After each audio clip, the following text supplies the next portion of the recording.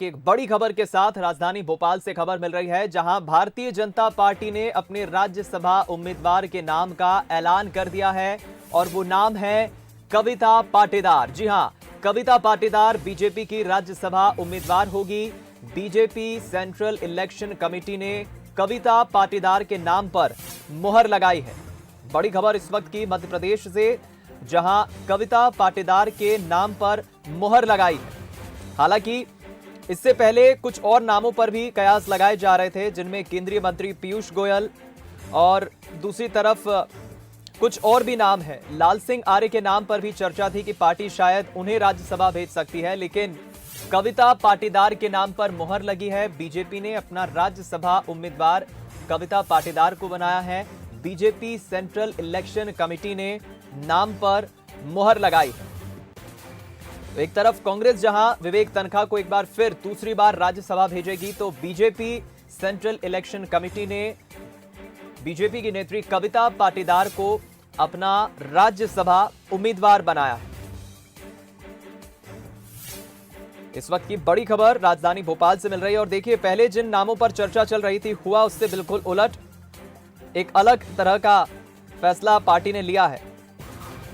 हम कोशिश करेंगे इस खबर पर और बातचीत करें, राजनीतिक मेहमानों से जुड़ें, क्योंकि मध्य प्रदेश में जिस तरह से पहले कयास लगाए जा रहे थे नामों को लेकर, हुआ बिल्कुल अलग उलट। हम रुक करेंगे एग्जीक्यूटिव एडिटर मनोज सैनी जी का, हमारे साथ फोन लाइन पर जुड़ गए इस खबर पर बातचीत करने के लिए। मनोज जी, कविता पाटीदार के नाम पर मुहर लगी है, राज्यसभा उम्मीदवार बनाई गई है, क्या जानकारी? देखिए, आज 4 जगह से उम्मीदवार तय कर दिए हैं भारतीय जनता पार्टी ने राज्यसभा के लिए, लेकिन मध्य प्रदेश से ओबीसी पर दांव लगाया भारतीय जनता पार्टी ने। बीजेपी की महामंत्री है कविता पाटीदार, बहुत ही एक अच्छी लीडर के रूप में जानी जाती। इंदौर की है, बेसिकली जिला पंचायत की अध्यक्ष रही है, लेकिन भारतीय जनता पार्टी ने राज्यसभा के लिए उन्हें पहुंचाया। आप देखिए कि कविता पाटीदार की घोषणा में यदि हम देखें तो मूल जो वजह नजर आती है, एक तो ये कि पार्टी के प्रति उनका समर्पण, एक लंबा अनुभव उनका रहा है बीजेपी के साथ। दूसरा, ओबीसी वर्ग की बात जो बार बार चलती रही है और जिसके आधार पर ही चुनाव कराए जा रहे हैं दीपक, वो भी उसी में नजर आता। हालांकि 2 लोगों को यहाँ से बनाया जाना है राज्यसभा का, लेकिन एक जो प्रत्याशी है वो राज्यसभा का कविता पाटीदार होंगी मध्य प्रदेश से। तो ये अपने आप में बड़ी खबर है इस वक्त की, और यही है भारतीय जनता पार्टी। कई बार चौंकाने वाले नाम सामने आते हैं। हालांकि कविता पाटीदार के नामों की चर्चा थी, एक तो महिला उम्मीदवार है, दूसरा ओबीसी उम्मीदवार है। तो बहुत ही सोची समझी रणनीति के साथ भारतीय जनता पार्टी ने कविता पाटीदार को अपना राज्यसभा उम्मीदवार बनाया। चलिए, बहुत शुक्रिया बातचीत के लिए। हमारे एग्जीक्यूटिव एडिटर मनोज सैनी हमारे साथ जुड़े इस खबर पर, और उन्होंने देखिए बताया कि जिस तरह से पहले तो जिन नामों पर चर्चा चल रही थी, लेकिन उन नामों का अभी डिक्लेरेशन नहीं हुआ। एक नाम अभी बीजेपी की तरफ से आना और बाकी है, लेकिन कविता पाटीदार के नाम पर मुहर लगी है। बीजेपी सेंट्रल इलेक्शन कमेटी ने इस नाम पर मुहर लगाई है।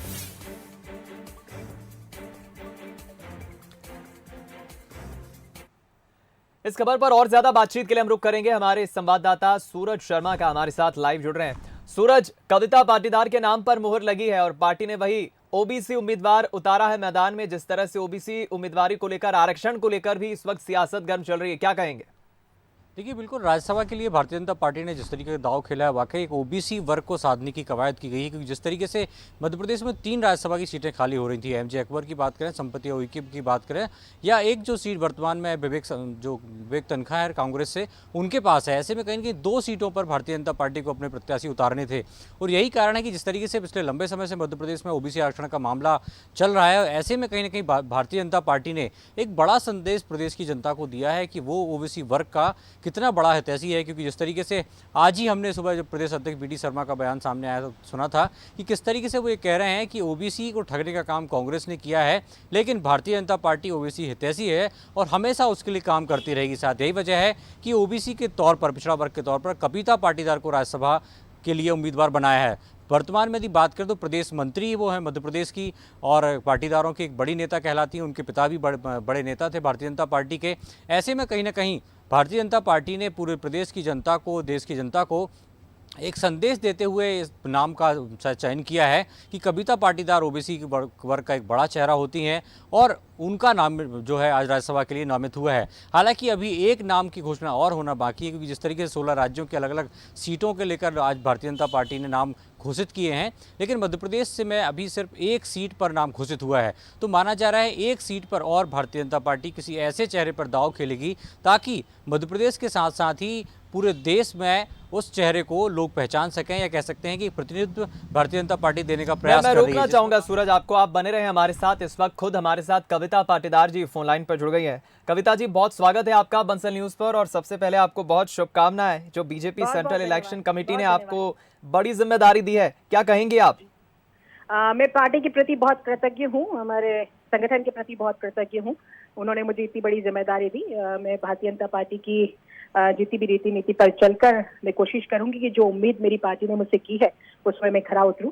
ये पूरा मैं प्रयास करूंगी जी। लेकिन कविता जी, इस पर आप क्या कहेंगे? हम देख रहे हैं कि बीजेपी और कांग्रेस के बीच कहीं ना कहीं एक तनातनी इस बात को लेकर भी चल रही है कि ओबीसी आरक्षण को लेकर जो कुछ भी पिछले दिनों हुआ, कोर्ट का स्टेटमेंट सामने आया, ओबीसी आरक्षण दिया जाए, लेकिन कितना दिया जाए उस पर काफी बहस हुई। कांग्रेस ने इस पर काफी जवाब दिया, पलटवार भी किया।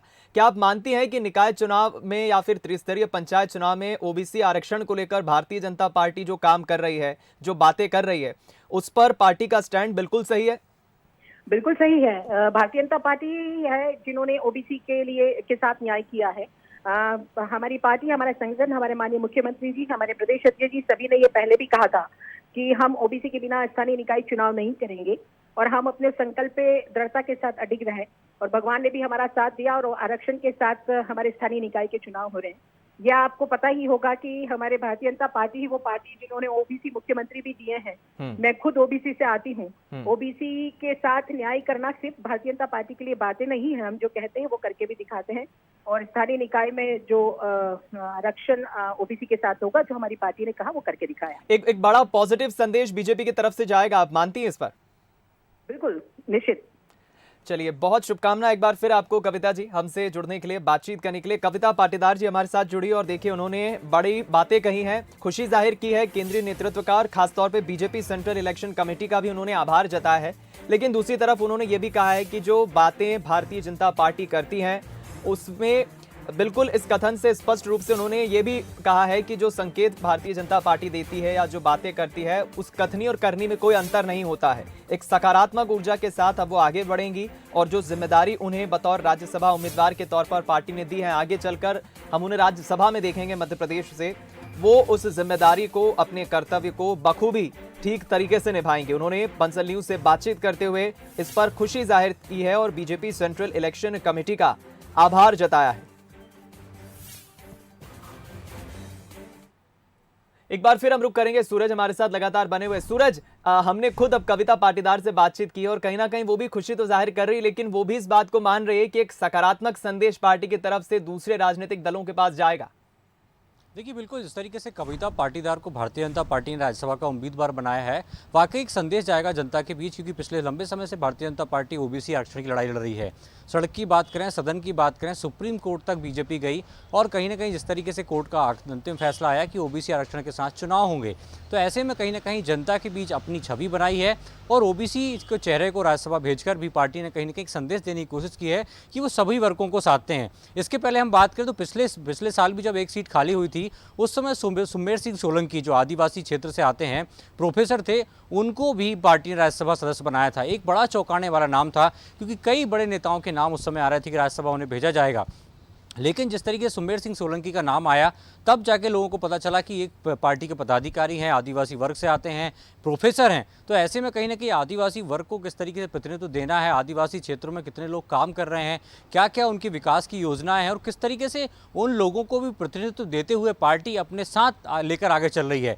तो सुमेर सिंह सोलंकी भी एक चौंकाने वाला नाम था, और कहीं ना कहीं उससे आदिवासी क्षेत्र में पार्टी की पकड़ मजबूत हुई है। वो जो समरसता की पार्टी बात करती है, उसका एक बड़ा एग्जाम्पल दिया गया है। और शायद आज भी जब ओबीसी आरक्षण को लेकर पार्टी बात कर रही है, तो कहीं ना कहीं कविता पाटीदार को भी सबसे बड़े हाउस यानी कह सकते हैं राज्यसभा में भेजकर एक पार्टी ने एक संदेश देने की कोशिश की है कि हम ओबीसी को लेकर कितना काम कर रहे हैं, कितना पॉजिटिव हैं। यही वजह है कि चाहे आरक्षण की बात हो, उम्मीदवारों की चयन की बात हो, या राज्यसभा में उनके प्रतिनिधित्व की बात हो, तो बीजेपी कहीं भी ओबीसी को पीछे नहीं छोड़ेगी, बन के अपने साथ लेकर चलेगी। हालांकि देखना ये होगा कि अभी एक नाम की घोषणा और होना है, क्योंकि 3 सीटें खाली हो रही हैं। तो एक कांग्रेस के पाले में जाएगी, जिसमें राज्यसभा सांसद जो विवेक तनखा हैं वो कल अपना नामांकन भरेंगे, दूसरा कविता पाटीदार, तीसरे उम्मीदवार की अभी भी जो सूची है वो आना बाकी। तो देखना ये होगा कि पार्टी तीसरे चेहरे के रूप में किसे घोषित करती है। चलिए अब इंतजार करना होगा उस नाम का जो पार्टी जल्द ही घोषित करेगी। बहुत शुक्रिया आपका हमारे साथ जुड़ने के लिए सूरज, इस खबर पर बातचीत करने के लिए।